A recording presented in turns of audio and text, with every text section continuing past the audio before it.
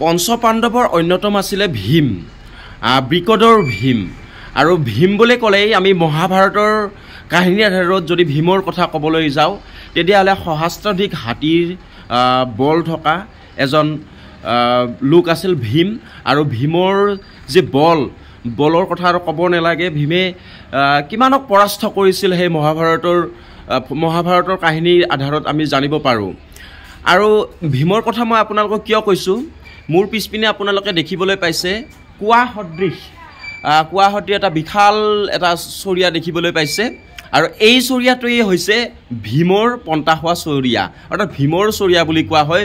ভীমে ইয়াতে হয়তো খাইছিল ভাত বা যি তেওঁলোকে খায় ভীমৰ খাদ্য এই চৰিয়াটোতে খাইছিল। প্ৰথমতে এবাৰ মই আপোনালোকক বেক কেমেৰাত চৰিয়াটো দেখুৱাই দিম, তাৰপিছত যদি সম্ভৱ হয় ইয়াৰ স্থানীয় লোকৰ পৰা কাহিনীটো জানিবলৈ প্ৰয়াস কৰিম।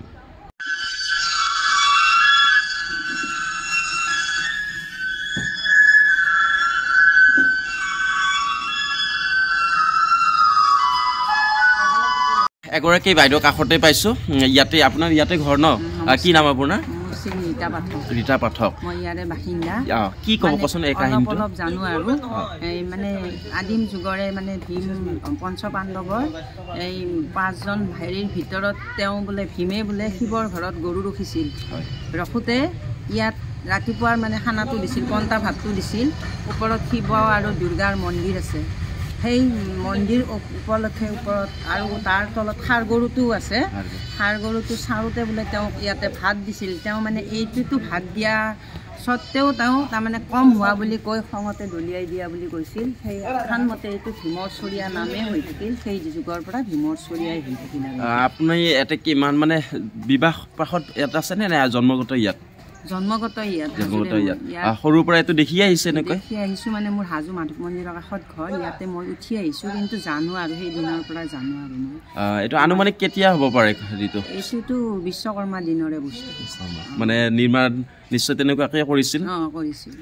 এটা স্থানীয় লোকৰ পৰা এটা যিটো প্ৰবাদ অনুযায়ী তেওঁলোকে শুনি অহা তেনেকুৱা এটা প্ৰবাদ আপোনালোকক মই শুনাব বিচাৰিছোঁ। আৰু বিভিন্ন স্থানৰ পৰাও ইয়াত লোকসকল ভীমৰ চৰিয়াটো চাবলৈকে আহিছে। আৰু এগৰাকী লোক পাইছোঁ, অলপমান আগুৱাই আহিবচোন। আপুনি ক'ৰ পৰা আহিছে?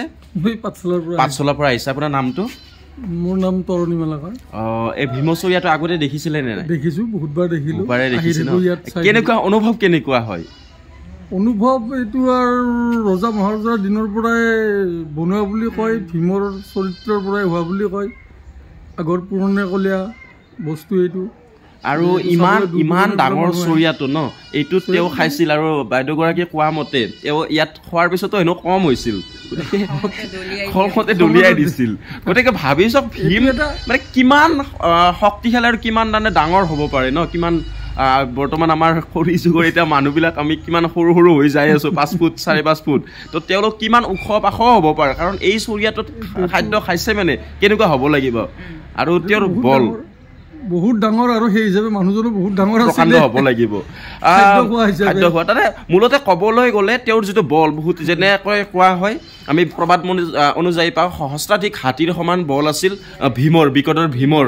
আৰু পৱন পুত্ৰৰ অন্যতম পুত্ৰ বুলি কোৱা হয় ভীমক। আৰু আমাৰ যি বীৰ হনুমানৰ ভাতৃ আছিল ভীম। আৰু সেই ভীমৰে এইটো খাদ্য খোৱা এটা চৰিয়া হাজো অঞ্চলত আছে।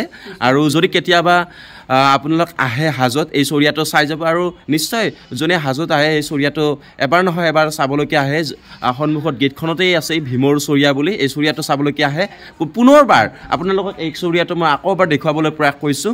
ইমান বৃহত্তম এটা চৰিয়া, যিটো চৰিয়াত ভীমে খাদ্য খাইছিলে। আৰু খাদ্য ইয়াত কম হোৱাৰ বাবে ভীমে খঙতে এই চৰিয়াটো ইয়াত পেলাই দিছিলে। গতিকে ভাবি চাওক যে কিমান শক্তিশালী আৰু কিমান বিকট হ'ব পাৰে সেই ভীম, যিটো ইয়াত এই চৰিয়াটোত, এই বৃহৎ চৰিয়াটোত খাদ্য খোৱাৰ পিছতো তেওঁৰ কম হোৱা বুলি জনা গৈছিলে। এনেকুৱা চৰিয়াতকৈ জানে এখন গাঁৱে খাব পাৰিব, ইমান বিশাল এটা চৰিয়া। আকৌ এবাৰ আপোনালোকক মই দেখুৱাবলৈ প্ৰয়াস কৰিছোঁ।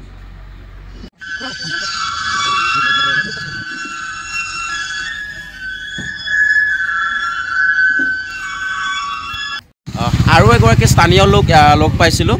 আপোনাৰ নামটো কি আছিলে? মোৰ নাম শ্ৰী তপন মেধি। যিটো ভীমৰ চৰিয়া বুলি ইয়াত সন্মুখতে আমি পাইছোঁ বা প্ৰবাদটো বহুতেই আছে, তথাপি আপুনি যি জানে অলপ জনাবচোন। এইটো মহাভাৰতৰে ঘটনা। এইটো মানে ভীমে পইতা খোৱা চৰিয়া বুলি আমি জনা যায় আৰু বহু পুৰণি বস্তু। হাজোৰ মন্দিৰৰ পৰা আহিলে কোনটো দিশত এইটো থাকিব?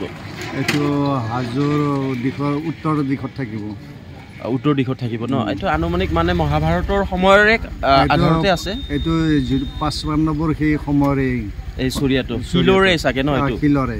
আৰু জানিব পৰা মতে ইয়াতেই ভীমে খাদ্য খাইছিলে, ইয়াতে পন্তা ভাত খাইছিলে আৰু ইয়াতো নাথো মানে কম হোৱা বুলি জনা গৈছিল আৰু খঙতে তেওঁ দলিয়াই দিছিলে ইয়াত।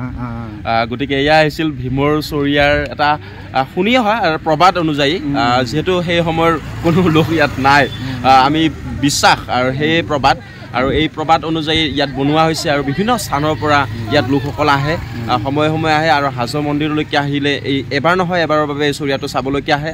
আৰু যদি কোনোবাই চোৱাও নাই, এই ভিডিঅ'টোৰ জৰিয়তে চাব পাৰিব আপোনালোকে ভীমৰ বিশাল এই চৰিয়াটো আৰু ইয়াৰ লগত জড়িত থকা যিটো কাহিনী আপোনালোকক শুনাবলৈ প্ৰয়াস কৰিছোঁ।